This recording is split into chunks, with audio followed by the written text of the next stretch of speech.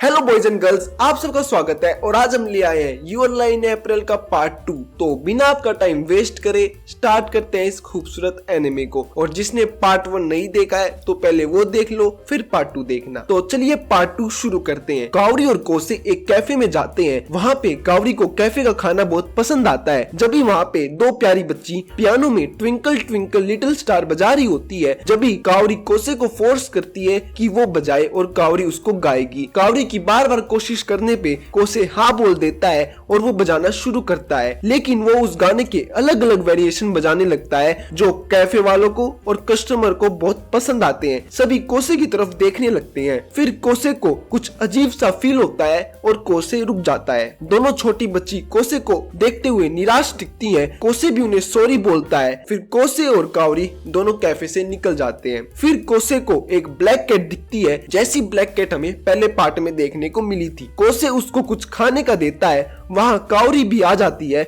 कोसे बताता है मेरे पास भी एक ऐसी कैट थी। कावरी फिर कोसे से पियानो ना बजाने का रीजन पूछती है। फिर कावरी कोसे को ही उसकी अचीवमेंट बताने लगती है, जिससे हमें पता चलता है कि कावरी कोसे को बहुत पहले से जानती है और ये भी बोलती है उनकी जनरेशन के सब म्यूजिशियन कोसे जैसा बनना चाहते हैं। फिर कोसे पियानो ना बजाने का रीजन बताता है, मैं अपनी बजाई हुई धुन नहीं सुन सकता। जितना मैं परफॉर्मेंस में घुसता हूँ नोट्स मुझसे दूर जाने लगते हैं, जैसे पेटल्स वसंत की हवाओं में फंस चुकी हैं। इससे पहले मुझे पता चले वो जा चुकी हैं। जिससे हमें पता चलता है कि कोसे पियानो इसलिए नहीं बजा रहा क्योंकि वो एक साइकोलॉजिकल प्रॉब्लम है, ना कि कोई फिजिकल प्रॉब्लम। सब बातें सुनने के बाद कावरी कोसे को उसका अकॉम्पनिश्ड बना लेती है, जो कोसे को मंजूर नहीं होता। फिर नेक्स्ट डे कावरी कोसे को स्कूल में फोर्स करती है उसका अकॉम्पनिश्ड बनने को और कावरी का साथ देती है सुबाकी। फिर कोसे को एक म्यूजिक की आवाज आती है जो म्यूजिक कावरी परफॉर्म करेगी कंपटीशन में। फिर कोसे म्यूजिक रूम में जाता है जहां उसी म्यूजिक के नोट्स पूरे रूम में फैले हुए होते हैं और उसके बुक में भी म्यूजिक शीट होती है, इवन फोन के वॉलपेपर में भी, जो सुबाकी ने बदला होता है। फिर कावरी और सुबाकी एक बस में दिखाए जाते हैं, जो एक्चुअली सीन मुझे पसंद आया क्योंकि सुबाकी ये तो बोलती है कि वो कोसे को पसंद नहीं करती, लेकिन उसको देखने से ऐसा लगता है कि वो करती है। तो ये सीन से हमें यही देखने को मिलता है कि एक टीनेजर के प्यार के बारे में बता रहे हैं कि कैसे वो कंफ्यूज होते हैं। मेरे हिसाब से एक ना एक बार सबके साथ होता है। फिर सुबाकी अपने स्टॉप पे उतर जाती है और कावरी नेक्स्ट स्टॉप पे उतरती है, जो एक हॉस्पिटल है। नेक्स्ट सीन में हम कंपटीशन वाले दिन को देख पाते हैं, जहां कावरी कोसे हमें रूफ टॉप पे देखने को मिलते हैं। जहां कावरी बोलती है चलो मेरे साथ कोसे, जहां कोसे बोलता है मैंने पियानो बजाना छोड़ दिया है, जिसके साथ उसको अपना ट्रॉमा याद आ रहा होता है। फिर कावरी बोलती है तुम सिर्फ बहाने दे रहे हो पियानो ना बजाने के, जिसपे कोसे बोलता है मुझे ऐसा लगता है जैसे मैं गहरे समुद्र में हूँ जहाँ कोई रोशनी नहीं है, मैं वहाँ अकेला हूँ, ना कोई आवाज है। जहाँ एक काली बिल्ली आके बोलती है तुम वापिस से कुछ नहीं सुन पा रहे कोसे। फिर एक फ्लैशबैक देखने को मिलता है जहाँ कोसे का बचपन दिखाया जाता है। वहाँ पे एक काली बिल्ली बोलती है तुम वापिस कुछ नहीं सुन पा रहे ना कोसे। फिर कोसे अपनी मॉम को याद करता है। कावरी बोलती है मैं हूँ तुम्हारे साथ कोसे। कावरी अपना म्यूजिक बजाने का रीजन बताती है, उसे परफॉर्म करना है, जितना वो कर सकती है उसे बजाना है ताकि वो दूसरों के दिलों में जिंदा रहे। ये सब बातें करते करते कावरी रोने लगती है। ये सब देख के कोसे सोचता है और रेडी हो जाता है अकॉम्पनिश्ड बनने के लिए। वातारी और सुबाकी उन्हें ढूंढते हुए वहाँ आ जाते हैं ताकि वो भी कोसे को मना सके और फिर वो कोसे पे हमला कर देते हैं क्योंकि उन्हें पता नहीं होता कि कोसे ने हाँ बोल दी है। फिर वो चारों साइकिल पे चलते हैं। कोसे साथ ही साथ अपने नोट्स को पढ़ रहा होता है। अब हमें एक फ्लैशबैक देखने को मिलता है जहाँ कोसे की मोम साकी जैसा स्कोर में लिखा है बिल्कुल वैसा बजाने को बोलती है। ऑडियंस कोसे की मोम का बर्ताव की बात करती है जो कोसे के लिए है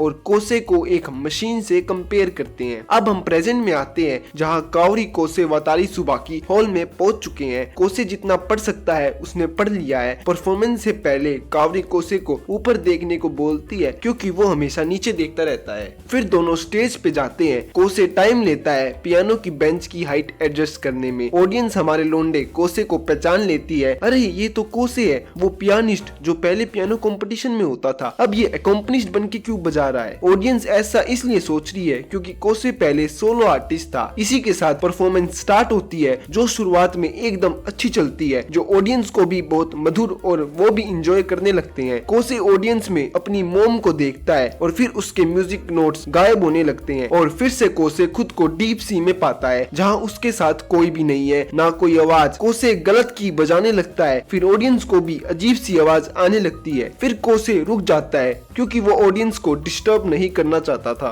कावरी फिर कुछ टाइम तक अकेले बजाती है, लेकिन फिर वो भी रुक जाती है। फिर कोसे भी कावरी को देखने लगता है। फिर कावरी कोसे को फिर से बजाने को बोलती है, लेकिन उसी के साथ ऑडियंस बोलती है क्या ये वापस बजाएंगे, क्योंकि वो रुक चुके हैं, अब कोई फायदा नहीं है, अब उनके पॉइंट नहीं पड़ेंगे, परफॉर्मेंस उनकी खत्म हो चुकी है, फिर भी ये क्यों वापस बजा रहे हैं। कोसे कावरी की पुरानी बातें याद करने लगता है। फिर दोनों बजाना शुरू करते हैं। फिर भी कोसे को उसके म्यूजिक नोट्स नहीं दिख रहे हैं और ना कोई आवाज आ रही है। फिर भी वो अपने फिंगर्स को पियानो में घुमाते हुए याद करने की कोशिश करता है वो म्यूजिक नोट्स जो उसने म्यूजिक रूम में देखे थे, जो उसने अपनी बुक में देखे थे, जो उसने अपने फोन के वॉलपेपर में देखे थे। उसी के साथ उसको अपनी मॉम की बात भी याद आने लगती है कि तुम ही पियानो हो, अगर तुम उसको जेंटली टच करोगे तो वो स्माइल करेगा, अगर तुम उसको रफली टच करोगे तो वो नाराज हो जाएगा। फिर कोसे की रफ्तार तेज हो जाती है और वो कमाल का बजाने लगता है। कावरी समझ जाती है और वो भी तेजी से बजाने लगती है और वो बहुत मधुर बजाते हैं। कोसे भी पूरा फोकस कर रहा था। ऑडियंस इस कमाल की म्यूजिक में गुम हो जाते हैं, सब उनकी परफॉर्मेंस में खो जाते हैं। कोसे अब खुद को डीप सी में नहीं, खुद को खुले आसमान में बगीचे के बीच में लेटा पाता है जहाँ रोशनी ही रोशनी है। फिर परफॉर्मेंस खत्म होती है, ऑडियंस सीटी ताली बजाने लगती है। फिर कावरी ऊपर देखती है और बेहोश होके नीचे गिर जाती है। तो कावरी चान बेहोश कैसे हो गई और क्या